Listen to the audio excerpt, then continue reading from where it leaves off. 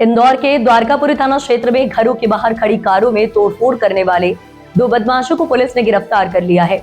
बदमाशों ने देर रात 5 कारों के कांच फोड़कर इलाके में दहशत फैला दी है, जिसमें घटना का सीसीटीवी वीडियो सामने आने के बाद पुलिस ने आरोपियों की पहचान कर उन्हें हिरासत में लेकर उनका जुलूस भी निकाला। दरअसल इंदौर के द्वारकापुरी थाना क्षेत्र के सत्यदेव नगर कॉलोनी में 6 मई की दरमियानी रात बदमाशों ने घरों के बाहर खड़ी 5 कारों को निशाना बनाया था। आरोपियों ने कारों की कांच फोड़कर इलाके में दहशत का माहौल बना दिया। घटना के बाद क्षेत्र में लगे सीसीटीवी कैमरों के फुटेज सामने आए, जिसमें बदमाश तोड़फोड़ करते दिखाई दिए। वीडियो के आधार पर पुलिस ने कार्रवाई करते हुए आदित्य उर्फ बाबूनाथ पिता राकेश परमार और हर्ष उर्फ बाबू पिता हेमंत चौहान को हिरासत में लिया। दोनों आरोपियों से पूछताछ के बाद पुलिस उन्हें घटनास्थल पर भी लेकर पहुंची, जहां उन्होंने वारदात को अंजाम दिया था। पुलिस कार्रवाई के दौरान दोनों बदमाश एक पैर पर चलते नजर आए। द्वारकापुरी के अंतर्गत एक वीडियो वायरल हुआ था, जिसमें 2 आरोपी गाड़ी आपस में झगड़ा करते हुए गाड़ी तोड़फोड़ भी कर रहे थे। इस पूरे वीडियो के आधार पर दोनों जो आरोपी जो वीडियो में दिखाई दे रहे हैं, उनको चिन्हित किया गया है, आइडेंटिफाई किया गया, साथ में उनको गिरफ्तार कर लिया गया है और उनके ऊपर प्रतिबंधात्मक कार्रवाई भी की जा रही है।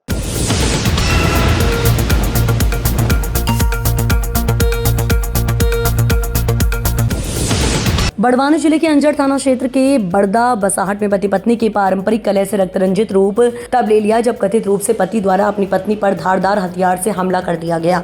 दरअसल हम आपको बता दें कि जिसके बाद उसे अंजड़ सिविल अस्पताल से शुक्रवार दोपहर 1 बजे के दरमियान बड़वानी जिला अस्पताल पहुंचाया गया। दरअसल धारदार हथियार से गंभीर घायल हुई महिला अनिताबाई को उसके ही पति परसराम कोली द्वारा पारिवारिक विवाद में हमला कर घायल करने की जानकारी प्राथमिक तौर पर पीड़िता के बेटे व अस्पताल पहुंचाने वाले लोगों के द्वारा दी गई। महिला को गंभीर चोटें आने पर अंजड़ सिविल अस्पताल से बड़वानी जिला अस्पताल रेफर किया गया, जहां आईसीयू में एडमिट कर महिला अनिताबाई का इलाज जारी है। वहीं महिला की बहन ने संपत्ति विवाद में हमला होने की बात कही। इधर अंजड़ थाना प्रभारी ने बयान लेकर आगे की कार्रवाई करने की बात कही। क्या नाम है आपका? शर्मिला चौहान। जिला अस्पताल आए हैं, किसे लेके आए थे? बहन को लेके आए हैं। क्या हुआ उनके साथ? उनके पति ने उनको हमला किया है, जान उधर आता था, बड़ा फालिया टाइप था। क्यों मारा था कुछ पता है? वो जगह हड़पने के चक्कर में पंचा के द्वारा अलग अलग मतलब हो गया है, उनका जगह अलग अलग दे दी है, लेकिन वो बंटवारा होगा भगाने के चक्कर में वो उसने मारा से। और पहले भी बहुत बार मारा था उसको। पति पत्नी दोनों साथ में रहते थे? नहीं, वो उसकी माँ के पास रहता है, बहन और बहू अलग रहते, बेटा बहू। कितने साल से अलग अलग थी? ये 1 साल 1.5 साल हो गया है। क्या नाम है इनके पति का? परशुराम। और ये घायल, इनका नाम क्या है? अनीता। कहाँ चोट है ये इनको? हाथ पाँव सब दूर चोट आई है, बहुत बुरी चोट आई है। अभी कहाँ भर्ती है? ये सरकारी अस्पताल में। आईसीयू में? आईसीयू में है। पुलिस में एफआईआर हो गई है? हाँ, हो गई। क्या नाम है आपका? तौसीफ। कहाँ रहते हैं? बड़दा बसावट में रहता हूँ। ये जिला अस्पताल आए हैं, क्या मामला? ये अस्पताल में हमारे गांव में मेरे को खबर लगा कि गाड़ी लेके आओ, किसी ने अपनी पत्नी पे धारदार से हथियार से हमला किया। लड़ाई झगड़ा उनका घरेलू हुआ था, उनमें लेडीज़ को चोट आई थी, तो मैं मेरी गाड़ी में भर के अंजड़ अस्पताल ले गया। वहाँ से उनको यहाँ रेफर करा, मेरी गाड़ी में मैं अस्पताल लेके आया हूँ। बड़वानी अस्पताल में इक्को गाड़ी से ले, बड़दा बसावट का। कहाँ चोट है? चोट हाथ में आई है, पाँव में आई है, सिर में आई है। किस चीज़ से हमला करा? कहीं भी धारदार हथियार से करा गया है, कुराड़ी या फालिया, इससे करा गया है। हमला करने वाला कौन? हमला करने वाला उसका छोरा बता रहा है कि उसका बाप ही था, उसका पति था। महिला का नाम क्या है? अनीता बाई। कितनी उम्र होगी? इसकी होगी 41 साल। अभी हालत कैसी है? हालत अभी चल रहा है, इलाज उनका गंभीर है। गंभीर अस्पताल। सर, एक मारपीट का मामला सामने आया है, क्या है? जी, हमें भी सूचना मिली थी कि एक बड़दा बसाहट में अनीता नाम की महिला को उसके पति द्वारा धारदार हथियार से मारा गया है। इस संबंध में हम अभी जिला अस्पताल बड़वानी आए हैं। महिला के स्टेटमेंट लेंगे, उसके आधार पर जो भी कार्रवाई बनती है वो कार्रवाई करेंगे। सर, आरोपी अभी फरार? आरोपी अभी सूचना मिली है कि वो खुद थाने पर उपस्थित आया है, उससे पूछताछ करेंगे और जो भी कार्रवाई है वैधानिक कार्रवाई करेंगे।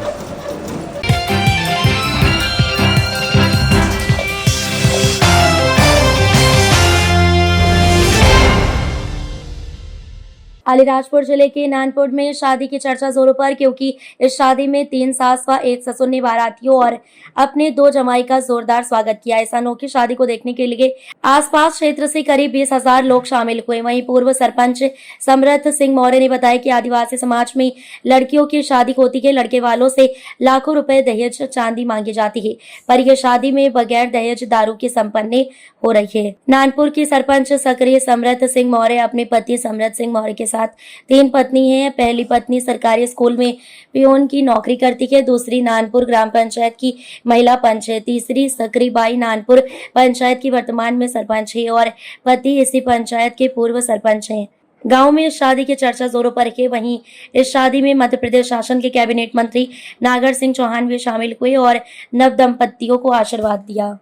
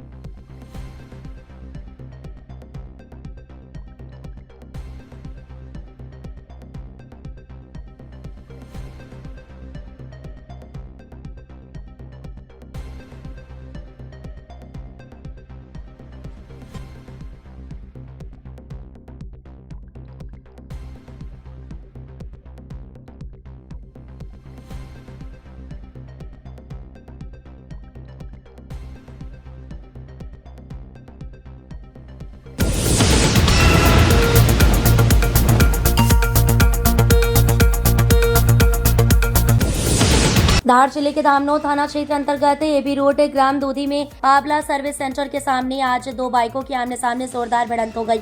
भिड़ंत इतनी जबरदस्त थी कि बाइक सवार दोनों युवक की मौके पर ही मौत हो गई। वहीं एक बाइक सवार गंभीर रूप से घायल हो गया। प्राप्त जानकारी के अनुसार पुरानी एबी रोड ग्राम दूधी पर उस वक्त अफरा तफरी मच गई जब पाबला सर्विस सेंटर के सामने 2 बाइकों की आपस में जोरदार भिड़ंत हो गई। भिड़ंत इतनी जबरदस्त थी कि जिसमें 2 युवक जगदीश पिता शिव कुमार नायक उम्र 37 वर्ष निवास चिकटियावड़ टांडा और दूसरा मोहन पिता धन सिंह उम्र 25 वर्ष जाति बेल निवासी भोडल की घटनास्थल पर ही मौत हो गई। वहीं गुजरी बागवानिया भाजपा मंडल अध्यक्ष करण काहिर के हाथों में चोट लगने से गंभीर रूप से घायल हुए हैं। वहीं प्रकाश नायक ने बताया है कि वह रास्ते से गुजर रहे थे, सड़क पर भीड़ देखकर वह रुक गए और यहां जाकर देखा तो एक एक्सीडेंट हुआ है। प्रकाश ने घायलों को उठाकर पिकअप से धामनोद के सामुदायिक स्वास्थ्य केंद्र लेकर आए, जहां पर डॉक्टर सचिन पाटीदार द्वारा जांच करने के उपरांत जगदीश और मोहन को मृत घोषित कर दिया। वहीं भाजपा मंडल अध्यक्ष कारण का प्राथमिक उपचार कर दिया गया है। डॉक्टर सचिन पाटीदार ने बताया कि घटना की सूचना पुलिस को दे दी गई है। कार्रवाई के बाद पोस्टमार्टम कर शव परिजनों के सुपुर्द कर दिया जाएगा। ये एक्सीडेंट के बाद आप सरकारी हॉस्पिटल आए हो, क्या है पूरा मामला? पूरा मामला मैं उधर से निकल रहा था, गुजर रहा था तो भीड़ लगी हुई थी तो देखा तो एक्सीडेंट हुआ है और कर्नल सेठ के सर्विस सेंटर के सामने दूधी गाँव में। फिर मैं उनको उठा के पिकअप में उनको सरकारी अस्पताल लेके आया। कितने लोगों का एक्सीडेंट हुआ? 3 लोग थे उसमें। कौन कौन थे? तो एक बाइक पे 2 जने थे, इसमें से एक कचवाना करण काहिर है और एक चिकटियावाड़ का है और एक भोडल का है। चोरों पहचान के ही है तो उनको मैंने पिकअप में भर के और यहाँ पे लेके आया हूँ शासकीय अस्पताल धामनोद। क्या नाम है आपका? प्रकाश नायक। सर, एक्सीडेंट के बाद कुछ घायलों को लाया गया था, क्या है पूरा मामला? अभी थोड़ी देर पहले एक्सीडेंट के बाद 2 लोगों को मृत अवस्था में सामुदायिक स्वास्थ्य केंद्र धामनोद लाया गया है, जिनमें एक जगदीश पिता शिव कुमार निवासी चिकटियावड़ टांडा और मोहन पिता धन सिंह निवासी भोडल, दोनों को मृत अवस्था में लाया गया। अभी सूचना थाने पर कर दी गई है, उसके पश्चात पोस्टमार्टम करके बॉडी परिजनों को सुपुर्द की जाएगी। सर, आपका नाम? Doctor Sachin Patidar, medical officer, CC।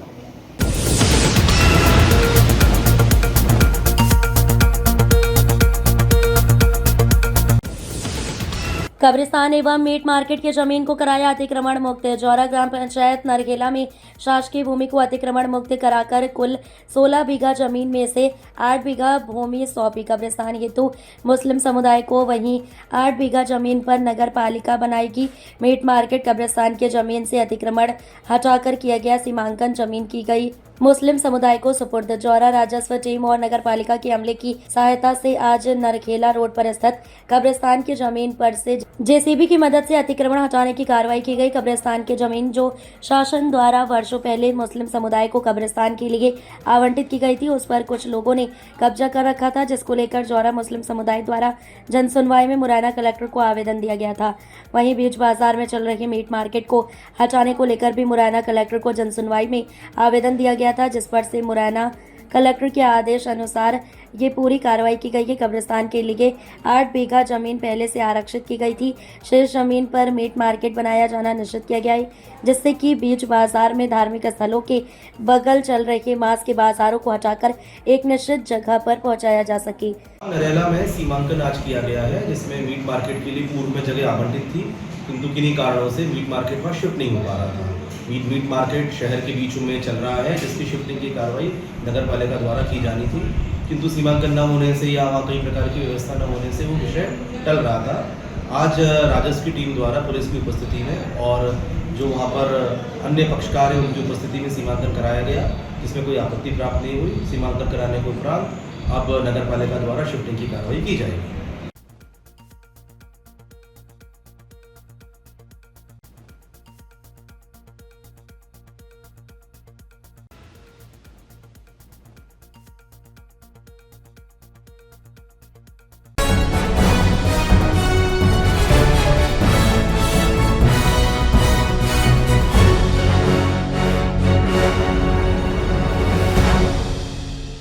Indore के राऊ थाना क्षेत्र में क्रिप्टो करेंसी के नाम पर बड़ी धोखाधड़ी का मामला सामने आया है, जहां 25 लाख रुपए की USDT ट्रांजैक्शन के बहाने फरियादी से ठगी कर ली गई। इस मामले में पीड़ित ने थाने पहुंचकर शिकायत दर्ज कराई।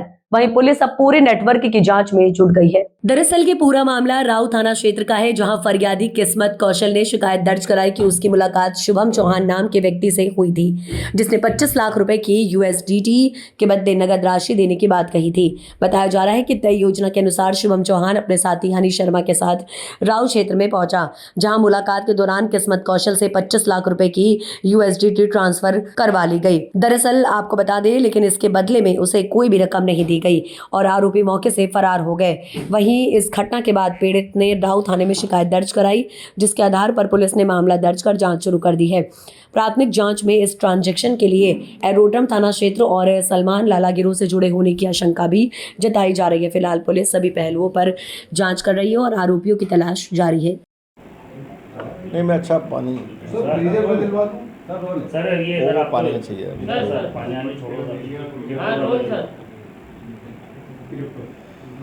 थाना राऊ के अंतर्गत एक डिस्प्यूट आया है। डिस्प्यूट जो आया है वो बहुत ही अलग प्रकार का डिस्प्यूट आया है, जिसमें जो फरियादी और आरोपियों के बीच में एक USDT को ट्रांसफ़र को लेकर के, बेचने को लेकर के एक डील हुई थी।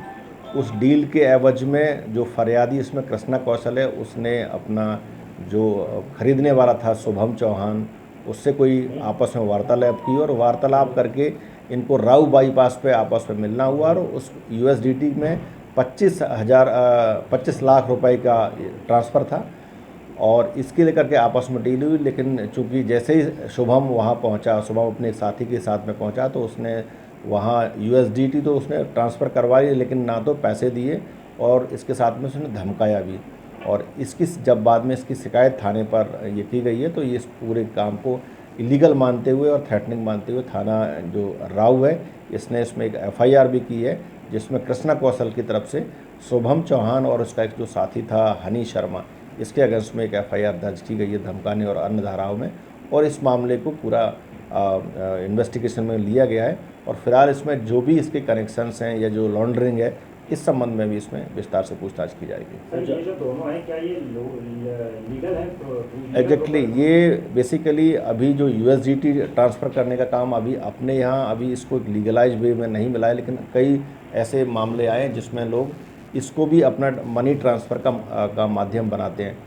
तो इसी आधार पर पुलिस ने इसमें कॉग्निजेंस लिया और इस पूरे मामले में काफ़ी डिटेल मतलब इन डेप्थ इन्वेस्टिगेशन किया जाएगा और जो भी इसमें सही कार्रवाई होगी या इसमें अगली जो कार्रवाई लीगल एक्शन होगा वो भी इसमें विधि सम्मत लीगल एक्शन किया जाएगा। कुछ अमाउंट सामने आया सर, कुछ पुलिस इसमें ये भी बात आई कि इसमें 25 लाख रुपए की USD ट्रांसफ़र करने की बात आई थी, तो इसी बात को लेकर के कोई विवाद हुआ था और अभी कोई इसमें पूरा मामला इसको मतलब जांच में लिया गया है और इसका कनेक्शन कहीं ना कहीं एरोड्रम से भी बात आई है। कुछ पुलिसकर्मी और इंदौर के कुछ कुख्यात बदमाश है सलमान लाला गिरो, उससे भी इनका कोई कनेक्शन निकला है? अभी इस मुद्दे पर चूँकि ये मुद्दा अभी आया है तो फिलहाल एक FIR हुई है, इसमें इन सभी के जो भी लिंकिंग होगी, जो भी इस प्रकार के किसी के भी प्रकार के लीगल किसी के कनेक्शंस होंगे तो उनको भी इसमें ट्रेस करके कार्रवाई की जाएगी।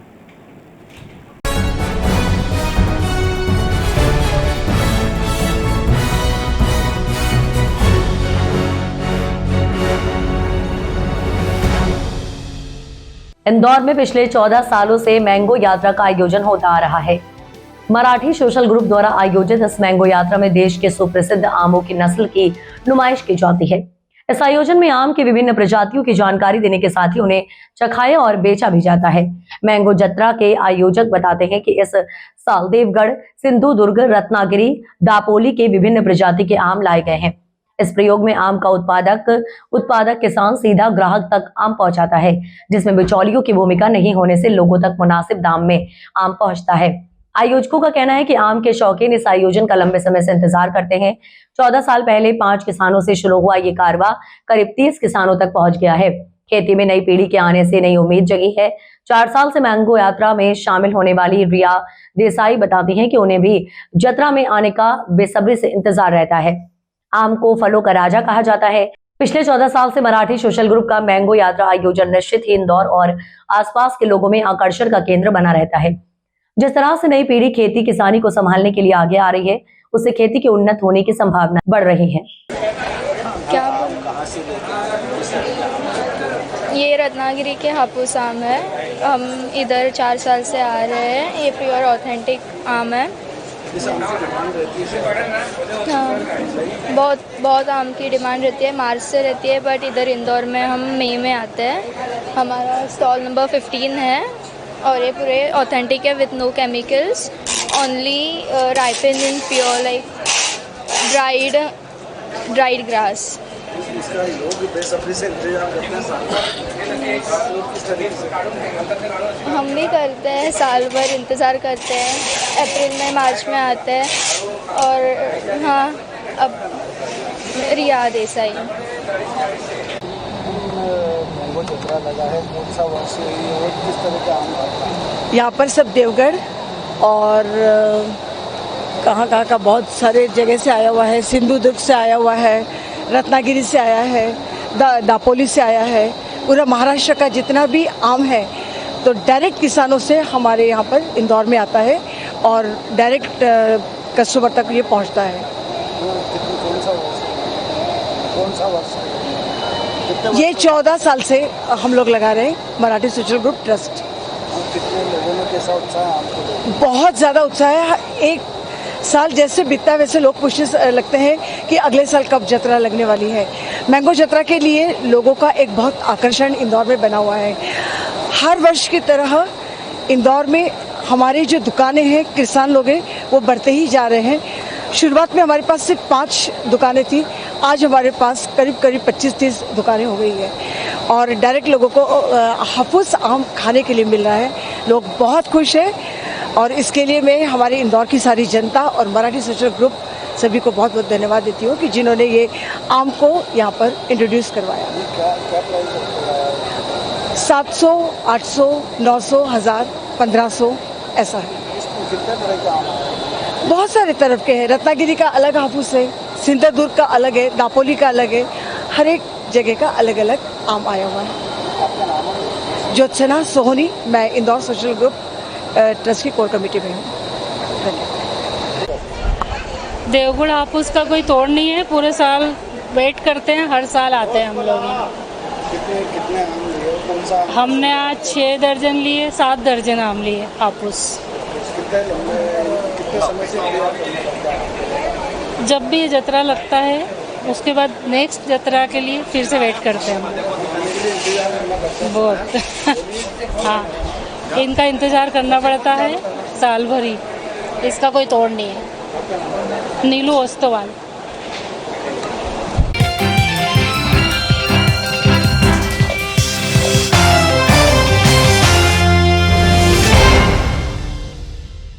अलीराजपुर जिले में 2 जनपदों के सामूहिक विवाह हुए थे निरस्त। अब 13 मई को होंगे। मुख्यमंत्री कन्यादान योजना में विवाह जिला पंचायत सीईओ संघमित्रा गौतम ने दी जानकारी। आजाद नगर भाभरा जनपद पंचायत में 20 जोड़े का तो उदयगढ़ जनपद पंचायत में 66 जोड़े का होगा सामूहिक विवाह।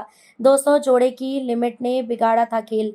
अलीराजपुर जिले में मुख्यमंत्री कन्यादान योजना में सिस्टम की लापरवाही से 6 मई को होने वाले सामूहिक विवाह सम्मेलन में पानी फेर दिया था। इसमें उदयगढ़ जनपद पंचायत और आजाद नगर भाभरा जनपद पंचायत में सामूहिक विवाह कार्यक्रम को निरस्त करना पड़ा था। वजह कोई बजट का नहीं था, बल्कि कर्मचारियों की धीमी गति से फाइल को निपटाने और सामूहिक विवाह सम्मेलन में पात्र जोड़ों का पंजीयन करने में देरी बताया गया है। वहीं आपको बता दें कि जिले में 200 जोड़ों का सामूहिक विवाह का कोटा अन्य जनपदों में पूरा कर दिया था, जिसके कारण पोर्टल लॉक हो गया और इन 2 जनपदों के कई जोड़े सरकारी शादी से वंचित रह गए थे। अब शासन प्रशासन ने 13 मई को इन दोनों जनपदों में सामूहिक विवाह सम्मेलन कराने का निर्णय लिया है। वहीं जिला पंचायत की सीईओ संघमित्रा गौतम ने बताया कि आगामी 13 मई को दोनों जनपदों में सामूहिक विवाह सम्मेलन आयोजित किए जा रहे हैं, जिसकी तैयारी चालू कर दी गई है। उदयगढ़ जनपद पंचायत में 66 जोड़ों का सामूहिक विवाह सम्मेलन होगा। वहीं आजाद नगर भाभरा जनपद पंचायत में 20 जोड़े परिणय सूत्र में बंधेंगे। 2 ब्लॉक रह गए जी, क्या मानते हैं मतलब किस तरह की टेक्निकल फॉल्ट है या क्या स्थिति, और अब आगामी कब होना है शादी? शासन के नियम है कि मिनिमम 11 जोड़े और मैक्सिमम 200 जोड़े एक कार्यक्रम में होना चाहिए। तो हमारे अलीराजपुर, कट्ठीवाड़ा और जोबट में कुल मिला के 167 जोड़े का हो गया था, और बाकी जो हमारे उदयगढ़ और भाभरा बचे हैं तो 200 की लिमिट क्रॉस होने के कारण वो पोर्टल उसको एक्सेप्ट नहीं कर पाया। तो अब जैसे ही हमें आगामी 13 तारीख मिल गई है, तो आगामी 13 तारीख में हम लोगों ने उदयगढ़ और भाभरा के जो बचे हुए सामूहिक विवाह के जोड़े हैं उनका कार्यक्रम हमने करने का निश्चय किया। कितने जगह होंगे? उदयगढ़ में हमारे हैं 66 जोड़े पात्र हैं और भाभरा में 20 जोड़े हैं। तो आगामी 13 तारीख की तिथि में हम इन जोड़ों का सामूहिक विवाह कराने की तैयारी करें। क्या माने मैडम, टेक्निकल प्रॉब्लम माने या किस तरह से 200 का टारगेट जो दिया था उसके बाद कहीं ना कहीं ये इस तरह का एक ही दिन होना था शादी? हाँ, एक दिन में 200 जोड़े से ऊपर पोर्टल लेता नहीं है, तो टेक्निकली चीजें हैं।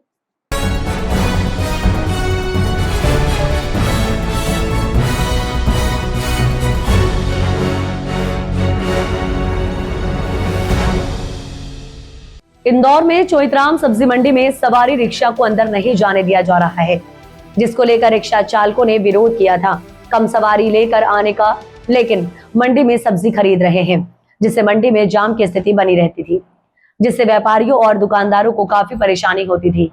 मंडी सचिव ओपी खेड़े के द्वारा इस पर रोक लगाई गई, जिससे किसानों और व्यापारियों के साथ जनता को परेशानी कम हो रही है। व्यापारियों में अब खुशी का माहौल है। इस व्यस्तता से अब जाम की समस्या से निजात मिलते नजर आ रही है।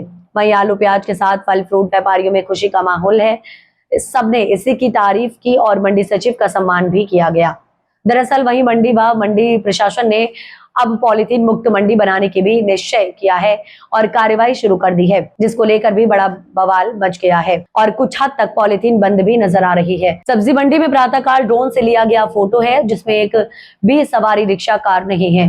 पहले इन जगहों पर सवारी ई रिक्शा, ऑटो और प्राइवेट कार वाले घुस जाते थे, जिससे भारी जाम की स्थिति प्रतिदिन होती थी और लड़ाई झगड़े, किसानों की उपज चोरी आम बात थी। इनको बंद करने से किसान, व्यापारी, आमजन सब खुश हैं। इनको पुनः प्रवेश की अनुमति मिलने से सारी व्यवस्थाएं फिर से खराब हो जाएंगी, फिर कभी सुधार नहीं होगा। भैया बताएं, जो मंडी के अंदर जो ई रिक्शा, सवारी रिक्शा आते थे, अभी बंद हो गए हैं, कैसा क्या माहौल है? मंडी में ई सवारी रिक्शा आ रही है। सवारी रिक्शे से थोड़ा पहले अंदर जाम लगता था, लेकिन अभी ई रिक्शा नहीं आ रही अंदर। तो रिक्शा से तो अपने को कोई तकलीफ नहीं, अंदर नहीं आ रही ना, उससे कोई फर्क नहीं पड़ रहा। जाम कम हो गया अंदर, मंडी में हर कहीं खड़े हो जाते थे जाम लगा। अभी जो नए मंडी सचिव आए हैं खेड़े जी, उनका कैसा क्या व्यवहार है? तो अच्छा काम कर रहे हैं, साफ बढ़िया काम कर रहे हैं, सबसे मिल के बात भी कर रहा है, सबसे काम बढ़िया कर रहे हैं। अभी जो मंडी सचिव आए इससे आप संतुष्ट हैं? बिल्कुल संतुष्ट। हाँ, आपका नाम? श्याम चौहान। दुकान नंबर आपका परिचय? श्याम चौहान। नहीं, हमारे हिसाब से तो जो है वो सही है, क्योंकि व्यवस्था तो हमारी भी गलती, वो कर तो हमारे लिए ही रहे हैं। मंडी के अंदर जो अव्यवस्था हो रही है तो वो हमारे लिए कर रहेंगे। अब आज जैसे घेरती लोग बैठे हुए हैं तो बाहर से आदमी आता है, गाड़ी इधर से खड़े कर देता, कई अधिकारी वर्ग के लोग आते हैं वो बीच में खड़े करते हैं कि मंडी उन्हों की है। कोई यदि बोलता है उन्हों से तो वो सुनते किसी की भी नहीं है। तो ट्रैफिक जाम होता है, और मंडी में जब ट्रैफिक जाम होता है तो व्यापार प्रभावित होता है, चलता ही नहीं ट्रैफिक। अभी जिस रिक्शा वालों को मंडी सचिव द्वारा बंद किया गया था उनमें से किसी ने उनको जान से मारने की भी धमकी दी गई थी। हाँ, ये तो मेरे को जानकारी नहीं है, उस टाइम पे मैं बाहर था, राजस्थान था, लेकिन मैंने सुना है ऐसा कि उन्होंने जो भी दी है, धमकी दी है, तो उसके लिए तो प्रशासन, मंडी पुलिस प्रशासन ने कार्रवाई करी है। और आगे यदि कि हमारे सचिव महोदय के लिए जरूरत पड़ेगी तो हम उनके लिए खड़े हुए हैं। ऐसा कोई किसी के लिए भी, अधिकारी के लिए थोड़ी कर सकता है, कोई कुछ भी बोल देगा। आपका परिचय? मेरा नाम ओम प्रकाश परेड़वाल है, मैं इंदौर फ्रूट व्यापारी एसोसिएशन का अध्यक्ष।